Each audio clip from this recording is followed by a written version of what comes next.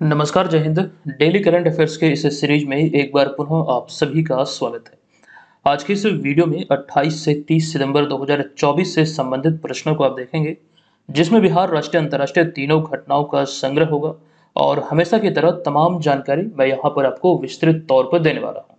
तो पूरे वीडियो को आप सभी लोग ध्यानपूर्वक देखेंगे। अच्छा, जो भी पहली बार इस सीरीज से जुड़े हैं, आप इस बात का ध्यान रखेंगे, ये सीरीज बिहार की प्रतियोगी परीक्षाओं पर केंद्रित है। मूल रूप से अगर बिहार के प्रतियोगी परीक्षाओं की प्रिपरेशन में आप लगे हैं, तो नो डाउट ये आपके लिए वन स्टॉप सॉल्यूशन है। आप यहाँ से अपनी तैयारी को बेहतर कर सकते हैं।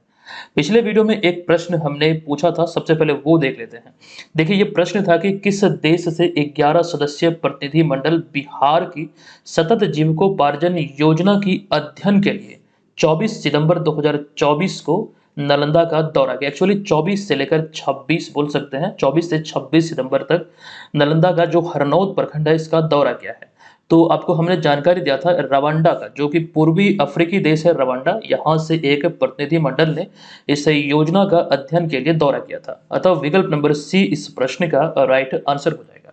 अच्छा, हमारे जितने भी स्टडी मटेरियल और नोट्स होते हैं, आप बीएम ऑनलाइन लर्निंग एप्लीकेशन को प्ले स्टोर से डाउनलोड करके इस कोर्स के माध्यम से प्राप्त कर सकते हैं। चाहे वो डेली करंट अफेयर्स का नोट हो, मंथली हो या फिर ईयरली, ये सभी आप प्राप्त कर सकते हैं। 2023 में हमने सभी महीने का यानी कि डेली, मंथली और ईयरली प्रोवाइड किया था। बात करें 2024 की, तो 2024 में मंथली करंट अफेयर्स का अगस्त तक का आपको प्रोवाइड किया जा चुका है। अब सितंबर समाप्त हो रही है, तो अब से 1 से 2 दिन में आपको सितंबर वाला भी वीडियो और जो पीडीएफ है मंथली करंट अफेयर्स का, वो भी आपके कोर्स में अपडेट कर दिया जाएगा। आप यहाँ से सभी लोग एप्लीकेशन पे जाके इसको डाउनलोड कर सकते हैं। चलिए, अब यहाँ पर हम सेशन की शुरुआत करते हैं आज की इस वीडियो के पहले प्रश्न से। पहला प्रश्न है कि बिहार में पहली बार निम्नलिखित में से कहाँ विमेन्स एशियन हॉकी चैंपियनशिप 2024 का आयोजन 21 से 20 नवंबर 11 से 20 नवंबर 2024 तक किया जाएगा। देखिए, इसको लेकर अभी हाल ही में बाकायदा एक समझौता हुआ है और इस तिथि को, जो इसका आयोजन होना है, आपको ध्यान रखना, ये नालंदा जिले के राजगीर में इसका आयोजन किया जाएगा। जो नया खेल परिसर बना है, जो नया खेल अकादमी बना है, वहीं पर इसका आयोजन किया जाएगा 11 से लेकर 20 नवंबर 2024 तक। आइए संबंधित तथ्यों को अगर हम देखें, तो इसमें पहला पॉइंट है कि हाल ही में 27 सितंबर 2024 को खेल अकादमी राजगीर में आयोजित एक बैठक में हॉकी इंडिया और बिहार राज्य खेल प्राधिकरण के बीच एक समझौता हुआ, जिस पर हॉकी इंडिया के महासचिव भोलानाथ सिंह और बिहार राज्य खेल प्राधिकरण के महानिदेशक सह राजगीर खेल अकादमी के निदेशक रविंद्रन शंकरन द्वारा समझौते पर हस्ताक्षर किया गया। ये ध्यान रखिए, अभी हॉकी इंडिया और बिहार राज्य खेल प्राधिकरण के बीच ये समझौता हुआ है, या फिर यूं कहें खेल अकादमी राजगीर के बीच ये समझौता हुआ है। खेल अकादमी राजगीर के या फिर बिहार राज्य खेल प्राधिकरण के महानिदेशक की बात करें, तो वर्तमान में कौन है? ये रविंद्रन शंकरन है। इन्होंने इस समझौता ज्ञापन पर हस्ताक्षर किया है। अच्छा, समझौते के अनुसार आगामी जो महीना है नवंबर, तो 11 से 20 नवंबर 2024 तक नालंदा जिले के राजगीर में विमेन्स एशियन हॉकी चैंपियनशिप 2024 का आयोजन किया जाएगा, जिसमें भारत, चाइना, जापान, दक्षिण कोरिया, मलेशिया और थाईलैंड के महिला हॉकी खिलाड़ी भाग लेंगे। ये तमाम बातें यहाँ पर इससे संबंधित है। अच्छा, इसी में एक पॉइंट ये भी आपको याद रखना है, यह पहली बार होगा जब बिहार की धरती पर विमेन्स हॉकी एशियन जो चैंपियनशिप है वो आयोजित होना है 11 से लेकर 20 नवंबर 2024 तक। अच्छा, यहाँ पर बात हो रही है खेल अकादमी राजगीर की। आइए आपको इसको लेकर एक अहम जानकारी देता हूँ। पिछले ही मैंने आपको हमने बतलाया था कि 29 अगस्त 2024 को खेल दिवस के अवसर पर राजगीर में बने नवनिर्मित जो खेल एकेडमी है या फिर अकादमी, इसका उद्घाटन नीतीश कुमार द्वारा किया गया था। कब किया गया? तो खेल दिवस के अवसर पर 29 अगस्त 2024 को। अच्छा, ये बात आप सभी को मालूम होगा कि बिहार की राजकीय खेल है कबड्डी, और वर्तमान में जो बिहार के खेल मंत्री हैं यह है सुरेंद्र मेहता। ये दोनों बेसिक से पॉइंट है, आपको ये दोनों भी ध्यान रखना है। वर्तमान में मौजूदा खेल मंत्री बिहार के कौन है? तो सुरेंद्र मेहता है। चलिए अब चलते हैं दूसरे प्रश्न पे। दूसरा प्रश्न भी अति महत्वपूर्ण है। ये प्रश्न है कि हाल ही में बिहार के किस प्रसिद्ध हस्ती को दक्षिण कोरिया में कोरियाई पर्यटन 2024 के लिए ब्रांड एम्बेसडर चुना गया है? तो राइट जो आंसर है यह है विकल्प नंबर सी, यानी कि आनंद कुमार, जो कि सुपर 30 के संचालक हैं। अतः विकल्प नंबर सी इस प्रश्न का राइट आंसर होगा। आपको बता दूं कि हाल ही में सुपर 30 के संचालक आनंद कुमार को दक्षिण कोरिया में कोरियाई पर्यटन 2024 के लिए ब्रांड एम्बेसडर के रूप में चुना गया है। आप इन्हें यहाँ पर तस्वीर में देख सकते हैं। अच्छा, उन्हें यह सम्मान 23 अगस्त 2024 को दक्षिण कोरिया के वंजू सी में आयोजित एक खास कार्यक्रम में दिया गया। ये आप यहाँ पर ध्यान रखिए, ये पिछले महीने का न्यूज है। दरअसल चूंकि ये अभी खबरों में आई है तो इसी वजह से हम यहाँ पर आपको इस सीरीज में बतला रहे हैं, लेकिन ये इंपॉर्टेंट है, आपको ध्यान रखना है। अच्छा, उन्हें ये सम्मान क्यों दिया गया है? दरअसल शिक्षा के क्षेत्र में उन्होंने जो असाधारण काम किया है उन्हीं के लिए यह सम्मान दिया गया है। दरअसल दक्षिण कोरियाई पर्यटन यानी कि केटीओ के इंटरनेशनल टूरिज्म डिवीजन के कार्यकारी उपाध्यक्ष हगजू ली द्वारा प्रदान किया गया है। ये यहाँ पर आप लोग ध्यान रखिएगा किस विषय पर इन्हें ये सम्मान दिया गया, उसका जिक्र यहाँ पर किया गया। ये भी एग्जाम पर्पज से इंपॉर्टेंट होते हैं। अच्छा, एक बात और बतला दूं, चूंकि यहाँ पर आनंद कुमार की बात हो रही है, ऐसे ही एक महत्वपूर्ण जानकारी पिछले साल निकल कर आए थे, वहां से आपके एग्जाम में भी, बीपीएससी एग्जाम की हम बात कर रहे हैं, वहां पर प्रश्न भी देखने को मिला है। देखिए, अगर हम बात करें नागरिक पुरस्कारों की, तो पिछले साल पद्म पुरस्कारों में 2023 में बिहार के 3 महान हस्तियों को भारत के चौथे नागरिक सम्मान पद्मश्री से सम्मानित किया गया था। ये आपको ध्यान रखना है। और ये 3 महान हस्तियों में अगर देखें तो कपिल देव प्रसाद, जिन्हें कला के लिए सम्मानित किया गया, सुभद्रा देवी जो कि ये भी कला से ही संबंधित है, और आनंद कुमार, ये शिक्षा के क्षेत्र में उत्कृष्ट कार्य के लिए इन्हें ये सम्मान दिया गया। और आपके एग्जाम में जो बना था प्रश्न, ये दूसरे वाले पॉइंट से बना था, सुभद्रा देवी जो कि पेपर मेसी कला से संबंधित है, इन्हें आप यहाँ पर देख रहे हैं।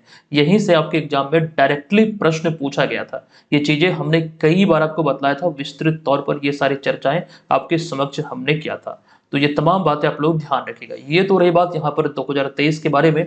2023 में बिहार को 3 नागरिक पुरस्कार मिला था, तीनों पद्मश्री था। लेकिन 2024 की बात करें तो इस वर्ष कुल मिला के पूरे भारत से 132 हस्तियों को सम्मानित किया गया, जिनमें 5 को भारत रत्न, 110 को पद्मश्री, 5 को पद्म विभूषण और 17 को पद्म भूषण दिया गया। अच्छा, बिहार को मिले इस नागरिक पुरस्कारों में देखें, एक तो भारत रत्न है ही, कर्पूरी ठाकुर को सामाजिक कार्य के लिए मिला, इन्हें आप यहाँ पर देख रहे हैं, ये बिहार के पूर्व मुख्यमंत्री रह चुके हैं। इसके अतिरिक्त अगर हम पद्म पुरस्कारों की बात करें तो इसमें जो 3 पुरस्कार हैं, इनमें बिहार को जो खास करके मिला है वो कंप्लीट सूची आप यहाँ पर देख रहे हैं। इस पर हमने कई दफा विस्तृत तौर पर आपके समक्ष चर्चा की है। ये तमाम बातें ध्यान रखिएगा, कोई सा भी प्रश्न आपसे पूछा जा सकता है। अच्छा, बहुत लोग करते क्या है कि जो पुरस्कार है वो याद रखते हैं और किन्हें मिला वो याद रखते हैं, किस क्षेत्र के लिए उन्हें दिया गया ये भी बहुत इंपॉर्टेंट हो जाता है। तो क्षेत्र को लेकर तमाम बातें यहाँ पर आपके समक्ष या ब्रैकेट में जो हमने लिखा है इसको ध्यान रखना है। अच्छा, पद्मश्री पुरस्कार में जो अशोक कुमार विश्वास का नाम आपको दिख रहा है, टिकुली कला के लिए इन्हें पुरस्कार दिया गया है। इन्हें टिकुली कला का भीष्म पितामह कहा जाता है, ये बहुत इंपॉर्टेंट है। अच्छा, कर्पूरी ठाकुर की बात हो रही तो एक पॉइंट मैं आपको यहाँ पर बता दूं, इन्हीं के शासन काल में बिहार में सर्वप्रथम शराबबंदी लागू हुआ था और दूसरी बार नीतीश कुमार के कार्यकाल में हुआ था। ठीक है, ये तमाम बातें विस्तृत तौर पर आपको बतलाई गई है। फिलहाल इसे शॉर्ट में हम बतलाते हुए निकलते हैं, चलते हैं यहाँ पर अगले प्रश्न पे। देखिए, तीसरा प्रश्न है कि भारतीय मूल की पुलित्जर पुरस्कार विजेता लेखिका डैश ने, यानी कि किसने न्यूयॉर्क के नोगुची संग्रहालय से इसामु नोगुची पुरस्कार 2024 लेने से इनकार कर दिया है। देखिए, यहाँ पर इसका जो राइट आंसर है यह है विकल्प नंबर डी, यानी कि झुम्पा लाहिरी। विकल्प नंबर डी यहाँ पर इसका राइट आंसर हो जाएगा। आपको इसके लेकर जानकारी यहाँ पर दे दूं, दरअसल माजरा क्या है वो भी आप यहाँ पर समझेंगे। सबसे पहले ये ध्यान रखिए, भारतीय मूल की पुलित्जर पुरस्कार विजेता लेखिका झुम्पा लाहिरी ने हाल ही में न्यूयॉर्क के नोगुची संग्रहालय से इसामु नोगुची पुरस्कार 2024 लेने से इनकार कर दिया है। इन्हें आप यहाँ पर, यानी कि झुम्पा लाहिरी को यहाँ पर तस्वीर में देख रहे हैं। दरअसल अब इसके पीछे रीजन क्या है जो इन्होंने ये पुरस्कार लेने से सख्त इनकार किया है। हालांकि इस चीज को इस संग्रहालय द्वारा स्वीकार भी कर लिया गया, इसमें कोई आपत्ति नहीं जताया। देखिए, मामला यहाँ पर यह है कि इस संग्रहालय की जो नई ड्रेस कोड नीति है, इसके विरोध में उन्होंने पुरस्कार लेने से इनकार किया झुम्पा लाहिरी ने। दरअसल इसी के कारण, इस ड्रेस कोड के कारण ही गाजा में फिलिस्तीनियों के साथ एकजुटता दिखाने के लिए काफिया पहनने वाले 3 कर्मचारियों को नौकरी से निकाल दिया गया था। इसी चीज को ध्यान रखते हुए इन्होंने ये पुरस्कार लेने से सख्त मना कर दिया। दरअसल यही एक मूल जो मामला है ये कह सकते हैं। ठीक है, ये यहाँ पर ध्यान रखिए। अब यहाँ पर देखिए, हम लोग बात कर रहे हैं झुम्पा लाहिड़ी की, तो ऐसे में कई सारी जानकारी यहाँ से मैं आपको देने वाला हूँ, ध्यान से देखिएगा।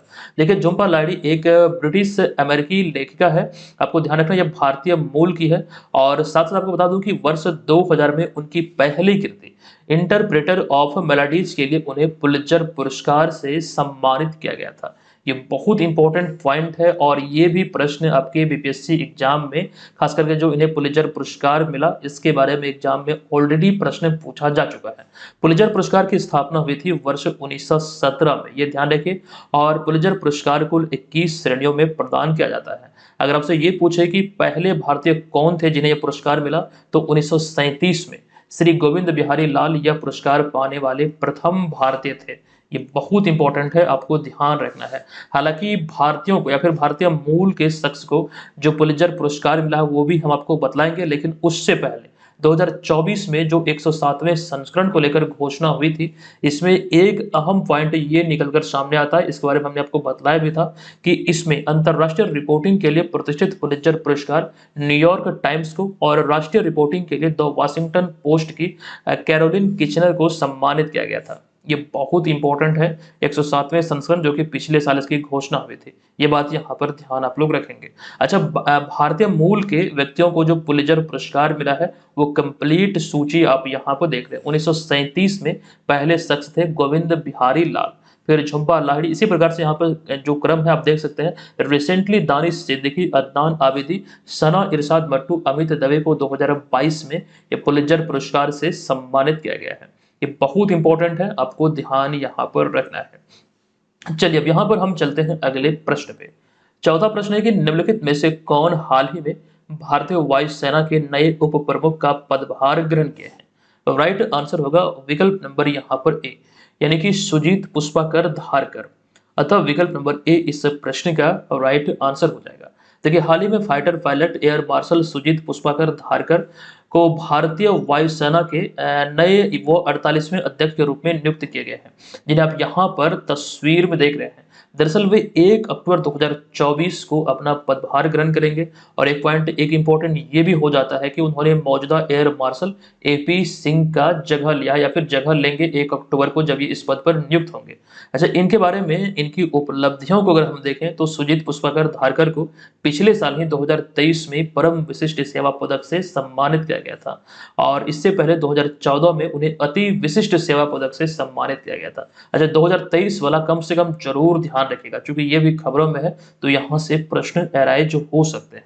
अच्छा, यहाँ पर सेना प्रमुखों की बात हो रही है, एक जानकारी मैं आपको ये भी दे दूं, रिसेंटली आपको बतलाया भी हमने इस सीरीज में कि हाल ही में एयर मार्शल अमरप्रीत सिंह को भारतीय वायुसेना का अगला प्रमुख नियुक्त किया गया है। वे 30 सितंबर 2024 को वायुसेना प्रमुख एयर चीफ मार्शल विवेक राम चौधरी के सेवानिवृत्ति के बाद पदभार ग्रहण करेंगे, यानी कि आज। अच्छा, यहाँ पर एक बात ये ध्यान आप लोग रखिएगा, वर्तमान में भारतीय सेना प्रमुख की बात करें तो 30वें थल सेना प्रमुख है उपेंद्र द्विवेदी, 26वें नौसेना प्रमुख है दिनेश कुमार त्रिपाठी, और 27वें एयर चीफ मार्शल यानी कि वायुसेना प्रमुख कौन है? विवेक राम चौधरी। इन्हीं के स्थान पर नियुक्ति किनकी हो गई? अमरप्रीत सिंह की। ये यहाँ पर आपको ध्यान रखना, इन तीनों को फिलहाल अब तक की बात करें तो तस्वीर के माध्यम से देख सकते हैं। चलिए अब यहाँ पर हम आगे चलते हैं 5वें प्रश्न पे। प्रश्न है कि निम्नलिखित में से किन्हें हाल ही में कंबोडिया में भारत के अगले राजदूत के रूप में नियुक्त किया गया है? तो राइट आंसर यहाँ पर हो जाएगा विकल्प नंबर ए। अच्छा, यहाँ पर आप लोग सुधार करेंगे, बी नहीं होगा बल्कि ए यहाँ पे हो जाएगा। वी वनलाल वन्ना इस प्रश्न का राइट आंसर हो जाएगा। आपको बता दूं कि वर्ष 1998 बैच के भारतीय विदेश सेवा अधिकारी वी वनलाल वन्ना को हाल ही में 26 सितंबर 2024 को कंबोडिया में भारत के अगले राजदूत के रूप में नियुक्त किया गया। इन्हें आप यहाँ पर देख सकते हैं। अच्छा, एक जानकारी यहाँ पर यह है कि वे मौजूदा समय में विदेश मंत्रालय में संयुक्त सचिव के पद पर या फिर संयुक्त सचिव के रूप में कार्यरत थे, और वे कंबोडिया के नए राजदूत के रूप में देवयानी उत्तम खोबरागड़े का स्थान लिए हैं। अच्छा, फिलहाल जो नियुक्ति हुई है, इस तरह के बहुत सारे प्रश्न बहुत बार रिपीट होते रहते हैं, और बस इतना ही आपको ध्यान रखना। हालांकि जो बदलाव होती है वो भी हम आपको इसमें बतलाते रहते हैं। फिलहाल यहाँ पर यह ध्यान रखें, कंबोडिया के नए राजदूत के रूप में नियुक्ति हुई है वी वनलाल वन्ना की। ठीक है, बस इतनी जानकारी है, और किनका स्थान लिया है ये भी इंपॉर्टेंट हो जाती है। चलिए अब यहाँ पर हम चलते हैं अगले प्रश्न पे। ये छठा प्रश्न है कि निम्नलिखित में से किनके द्वारा हाल ही में द्विभाषी वेब पोर्टल और भारत विशिष्ट फैशन ट्रेड बुक परिधि 24x25 का उद्घाटन किया गया है? देखिए, यहाँ पर इसका जो राइट आंसर है उसका उद्घाटन किया गया गिरिराज सिंह के द्वारा। अतः विकल्प नंबर ए इस प्रश्न का राइट आंसर है। आपको जानकारी दे दूं यहाँ पर कि हाल ही में 5 सितंबर 2024 को केंद्रीय कपड़ा मंत्री गिरिराज सिंह ने केंद्रीय विदेश और कपड़ा राज्य मंत्री पवित्रा मार्गरेटा के साथ मिलकर राष्ट्रीय फैशन प्रौद्योगिकी संस्थान में विजो नेस्ट फैशन फोरकास्टिंग पहल का शुभारंभ किया।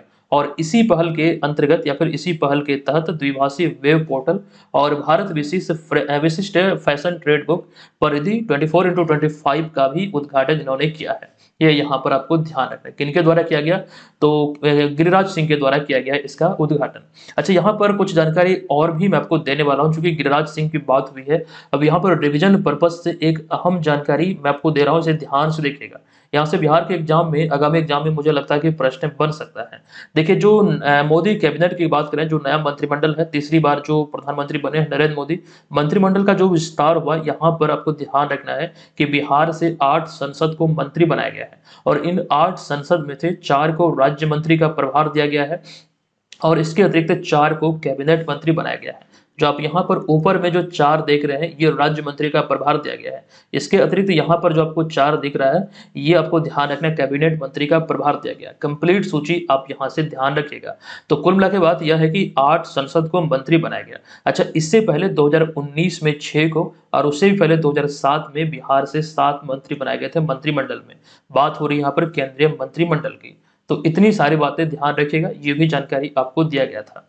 चलिए, अब यहाँ पर हम चलते हैं अगले प्रश्न पे। 7वां प्रश्न है कि हाल ही में 26 सितंबर 2024 को प्रधानमंत्री नरेंद्र मोदी पुणे से मेक इन इंडिया के तहत विकसित कितने परम रुद्ध सुपर कंप्यूटर राष्ट्र को समर्पित किए हैं? तो इसकी संख्या है 3, अतः विकल्प नंबर सी इस प्रश्न का राइट आंसर हो जाएगा। आपको यहाँ पर बता दूं कि सुपर कंप्यूटिंग तकनीक के क्षेत्र में भारत को आत्मनिर्भर बनाने की दिशा में हाल ही में 26 सितंबर 2024 को प्रधानमंत्री नरेंद्र मोदी ने राष्ट्रीय सुपर कंप्यूटिंग मिशन के तहत स्वदेशी रूप से या फिर मेक इन इंडिया के तहत विकसित 3 परम रुद्ध सुपर कंप्यूटर राष्ट्र को समर्पित किया है। ये तो जानकारी आपको ध्यान ही रखना है कि इन्होंने इसे लॉन्च किया, कब लॉन्च किया, कहां से लॉन्च किया, ये चीजें यहाँ पर इस पॉइंट में आप देख चुके। अब यहाँ पर अगर हम बात करें तो इसके निर्माण पर लगभग 130 करोड़ रुपए की लागत आई है और इन सुपर कंप्यूटरों को centre for development of advanced computing यानी कि सीडेक द्वारा तैयार किया गया है। अच्छा, समान रूप से आप सभी को मालूम होगा जितने भी सुपर कंप्यूटर हैं भारत की अगर हम बात करें तो सभी को सीडेक द्वारा ही तैयार किया जाता है। अच्छा, यहाँ पर जो 3 का भी हाल ही में उद्घाटन किया गया या फिर राष्ट्र को समर्पित जो किया गया है, इसमें आपको ये ध्यान रखना है इन तीनों सुपर कंप्यूटरों को अग्रणी वैज्ञानिक अनुसंधान को सुविधाजनक बनाने के लिए पुणे, दिल्ली और कोलकाता में तैनात किया गया है। ये पॉइंट यहाँ पर जरूर ध्यान रखिएगा, इंपॉर्टेंट यहाँ पर इस प्रश्न के दृष्टिकोण से हो सकता है। देखिए, सुपर कंप्यूटर की बात हो रही है तो आपको बता दूं कि परम 8000 भारत का पहला सुपर कंप्यूटर है। इसे वर्ष 1991 में सीडेक द्वारा ही तैयार किया गया था, जिसके डायरेक्टर उस समय थे डॉक्टर विजय पांडुरंग भाटकर। तो यहाँ पर आपको एक बात ये भी बता दूं कि विजय पांडुरंग भाटकर को भारतीय सुपर कंप्यूटर का जनक भी कहा जाता है। ये पॉइंट काफी इंपॉर्टेंट है।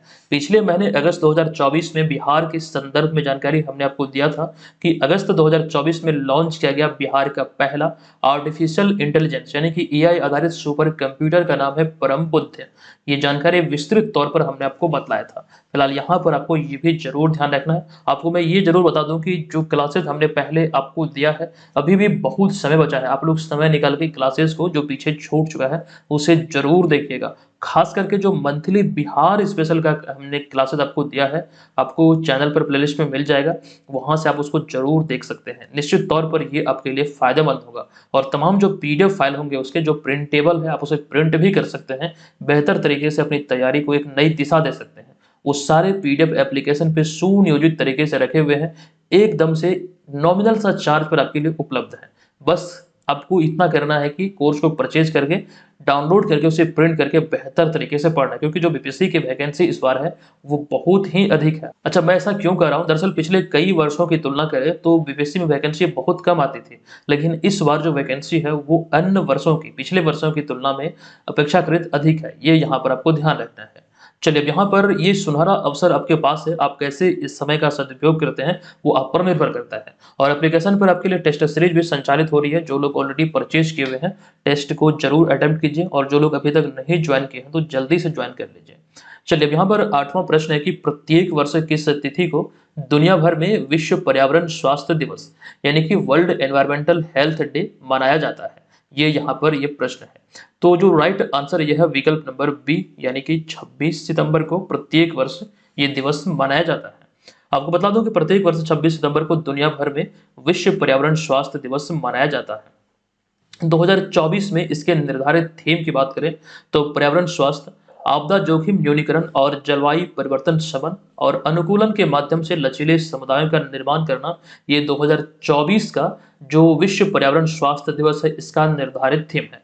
अच्छा, इसे मनाने की शुरुआत 2011 में हुई थी। यहाँ पर वही पॉइंट लिखा है कि वर्ष 2011 में इस दिवस को मनाने की शुरुआत अंतर्राष्ट्रीय पर्यावरण स्वास्थ्य महासंघ द्वारा किया गया था। अच्छा, ये सभी बातें रही विश्व पर्यावरण स्वास्थ्य दिवस के बारे में। अगर हम सिर्फ बात करें विश्व पर्यावरण दिवस की, ये कब मनाया जाता है, आप यहाँ पर इस वाले पॉइंट में देखेंगे। देखिए, विश्व पर्यावरण दिवस प्रति वर्ष 5 जून को माना जाता है। 2023 में विश्व पर्यावरण दिवस की 50वीं वर्षगांठ मनाई गई है। इस वजह से भी ये इंपॉर्टेंट हो जाती है। 2023 में जो इसकी थीम थी, ये थी हमारी भूमि हमारा भविष्य। वर्ष 1972 में संयुक्त राष्ट्र ने मानव पर्यावरण पर स्टॉकहोम सम्मेलन में 5 जून को विश्व पर्यावरण दिवस के रूप में अपनाया था। यानी कि इसकी जो शुरुआत हुई थी, मनाने की जो घोषणा हुई थी, वर्ष 1972 में हुई थी। ये बात है, यहाँ पर विश्व पर्यावरण दिवस को लेकर ध्यान रखना है, इसका थीम भी आपको याद रखना है।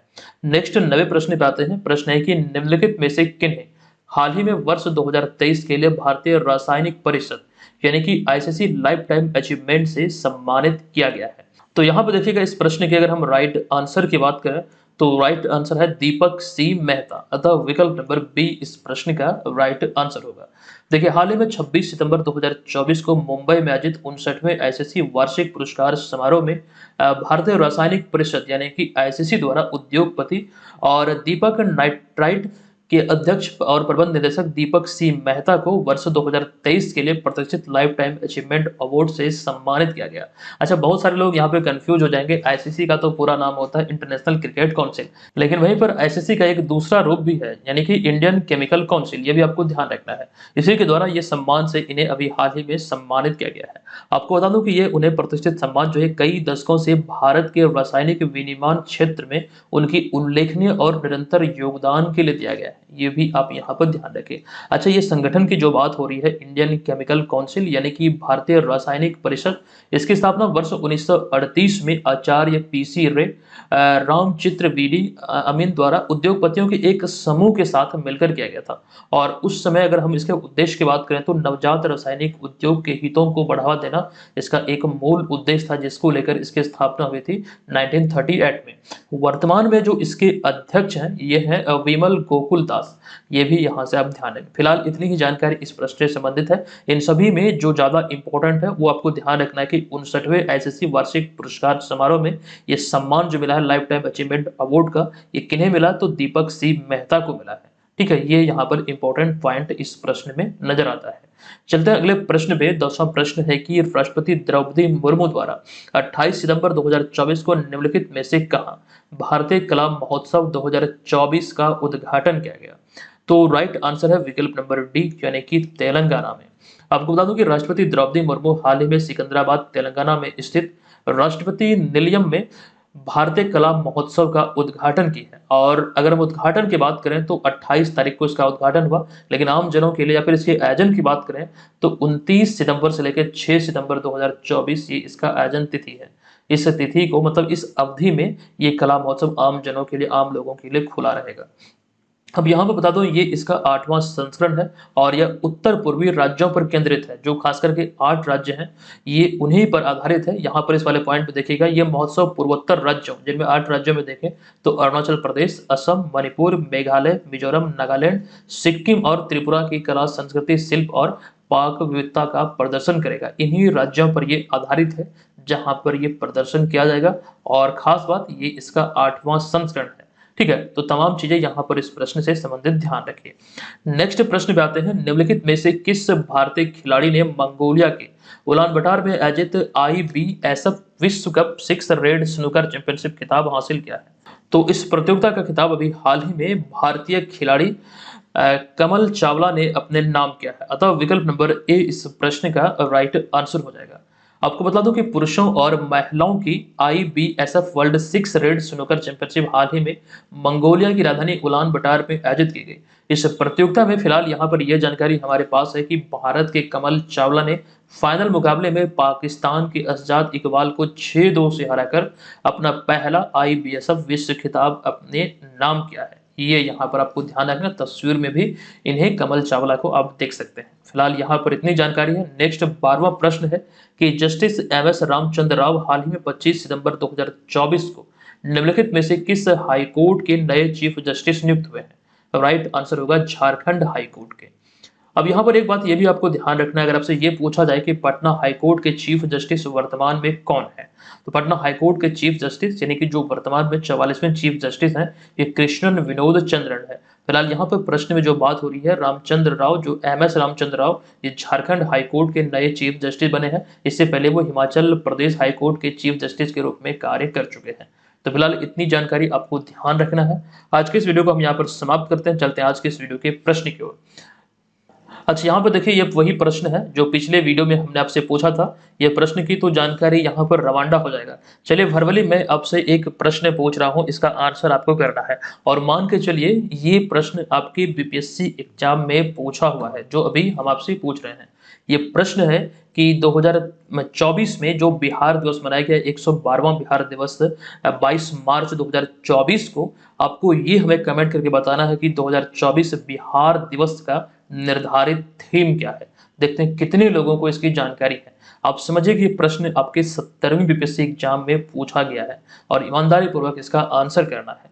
अब यहाँ पर जो जानकारी हमने ऑफर को लेकर आपको दिया था, आप इस कोर्स को ज्वाइन करके हमारे तमाम स्टडी मटेरियल, टेस्ट सीरीज आदि को आप प्राप्त कर सकते हैं। करंट अफेयर्स का भी पैकेज इसी में इंक्लूडेड है। इसी कोर्स में आपको करंट अफेयर्स का कोर्स भी मिल जाएगा अगर इसे आप परचेज करते हैं। ये वाला जो कोर्स है, अगर आप ये BPSC वाले कोर्स को लेते हैं, इसी में आपको मिल जाएगा। ठीक है, तो सुविधा आपके पास है। जैसा भी आपको लगे आप लोग ज्वाइन करके यहाँ से मटेरियल को प्राप्त कीजिए। नो डाउट यहाँ से तैयारी आपकी बेहतर होगी। हम मिलते हैं आपसे नेक्स्ट वीडियो में, तब तक के लिए धन्यवाद। जय हिंद।